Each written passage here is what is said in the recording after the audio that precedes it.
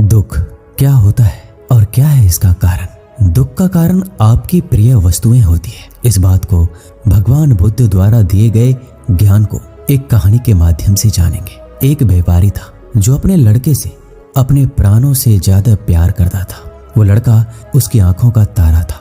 वह अपने लड़के को देखकर ही जीता था। जब तक वो अपने लड़के को देख ना ले उसे चैन नहीं मिलता था। वो लड़का ही उसके खुशियों का कारण था। एक दिन दुर्भाग्य से लड़का अचानक बीमार हो गया। काफी इलाज किया गया पर लड़के की हालत दिन पर दिन बिगड़ती जा रही थी और एक दिन वो लड़का अपने पिता की खुशियों को उजाड़ कर इस दुनिया से चला गया। वो व्यापारी इस सदमे को सहन नहीं कर सका और पागल सा हो गया। एक दिन वो घूमते हुए श्रावस्ती नामक स्थान पर पहुंचा। उस समय श्रावस्ती के जेत वन में भगवान गौतम बुद्ध रहते थे। वो दुखी व्यापारी भी भगवान बुद्ध के दर्शन करने हेतु वहां पहुंचा। बुद्ध को प्रणाम कर वो एक कोने में बैठ गया। गौतम बुद्ध ने उसकी ओर देखा और बोले, तेरी इंद्रियां कुछ चंचल मालूम पड़ती है, तू बहुत दुखी है। वो व्यक्ति बोला, महाराज मेरा प्यारा इकलौता बेटा इस सुख की दुनिया को उजाड़ कर इस दुनिया से चला गया। उसके दुख में मैं अपनी सुध बुध खो बैठा हूँ और यहाँ वहाँ घूमता रहता हूँ। भगवान बुद्ध ने कहा, इस संसार में दुख, शोक और सभी प्रकार की विपत्तियां आपकी अपनी प्यारी वस्तुओं द्वारा पैदा होती है। जब उस व्यक्ति ने भगवान बुद्ध की बातों को सुना तो चकित होकर बोला, क्यों महाराज, भला कोई प्रिय वस्तु भी दुख का कारण हो सकती है? इतना कहकर वह उठा और बुद्ध को बिना प्रणाम किए वहां से चला गया। कुछ दूर चलते चलते उसे कुछ जुआरी दिखे जो जुआ खेल रहे थे। वह व्यक्ति उन जुआरियों से निंदा करते हुए बोला, सुनो, गौतम बुद्ध को देखो, वो कहते हैं कि इस संसार में सभी प्रिय वस्तुएं दुख का कारण होती है। दुनिया में जितने भी शोक और विपत्ति हैं वो अपनी प्रिय वस्तुओं के कारण ही हैं। मुझे तो उनकी बात पर बिल्कुल भी विश्वास नहीं है। सभी जुआरी उसकी बात सुनकर हंसे और उनमें से एक बोला, तुम सही कह रहे हो, प्यारी वस्तुएं तो सुख और आनंद के लिए है। उनमें दुख और शोक की कल्पना करना तो मूर्खता वाली बात है। जुआरियों को अपनी बात का समर्थन करता देख वो व्यापारी बहुत खुश हुआ। उसे समझ आ गया कि वो सही है और गौतम बुद्ध गलत। अब तो वो सबसे जाकर गौतम बुद्ध की बुराई करता। ये बात पूरे नगर में फैल गई। उस नगर के राजा प्रसेनजीत के कानों तक भी ये बात पहुंची। उस राजा को भी गौतम बुद्ध की बात सही नहीं लगी। उसने कई विद्वानों से इस बात पर चर्चा की पर सभी ने कहा, ऐसा नहीं हो सकता।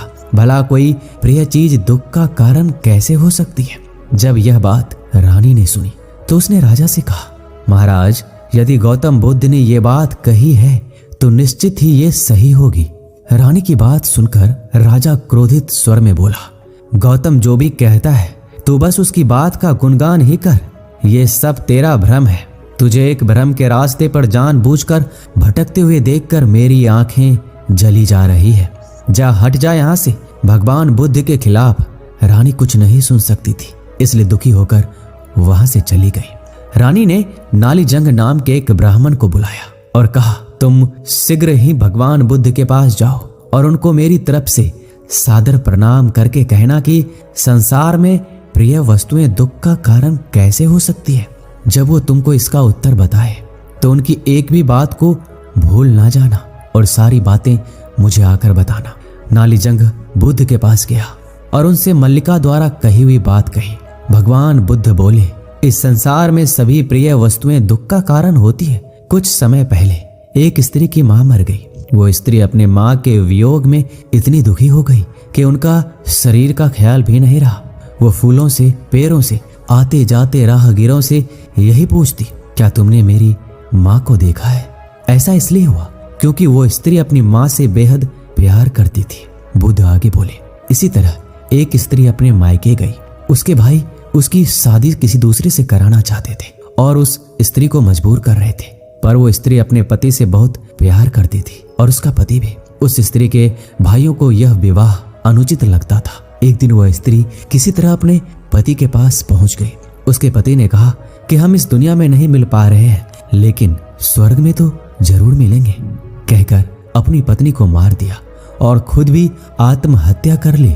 नाली जंग बुद्ध की सभी बातों को सुनकर और बुद्ध की आज्ञा लेकर रानी के पास पहुंचा और उन्हें सारी बात बताई। रानी प्रसन्न होकर राजा के पास पहुंची और उसे सारी बात बताई कि संसार में प्रिय वस्तुएं दुख का कारण होती है। रानी की बात सुनकर राजा सन्न होकर उसे देखने लगा। रानी आगे बोली, महाराज, आपकी प्रिय पुत्री वजिन्नी आपको प्यारी लगती है ना? राजा बोला, हाँ मल्लिके, वो तो मेरी आंखों का तारा है। तब रानी ने कहा, यदि आपके बेटी पर किसी विपत्ति का आक्रमण हो तो आप दुखी नहीं होंगे? राजा बोला, दुखी नहीं का क्या मतलब? मैं तो इसे अपने जीवन पर आक्रमण समझूंगा। इसी तरह रानी ने राजा को प्रिय लगने वाली बात मंत्री, सेनापति, राजगुरु आदि के संबंध में भी पूछा। इस पर राजा ने वही उत्तर दिया कि उनके जीवन पर यही विपत्ति आई तो उन्हें दुख ही नहीं होगा, बल्कि उन्हें अपने जीवन का अंत मालूम होगा। रानी मुस्कुराती हुई बोली, महाराज, अब तो आपको गौतम बुद्ध की बात समझ में आ गई होगी। राजा चौकन्ना होकर सोचने लगा और बोला, गौतम बुद्ध हमेशा सही उपदेश देते हैं। मेरी आंखें खुल चुकी है। उसके बाद राजा भी भगवान बुद्ध का वंदन करने लगा। दोस्तों, इस वीडियो में बस इतना ही। मैं आशा करता हूँ कि आपने इस वीडियो से बहुत कुछ सीखा होगा। मिलते हैं अगली वीडियो में। अपना ख्याल रखिएगा। धन्यवाद।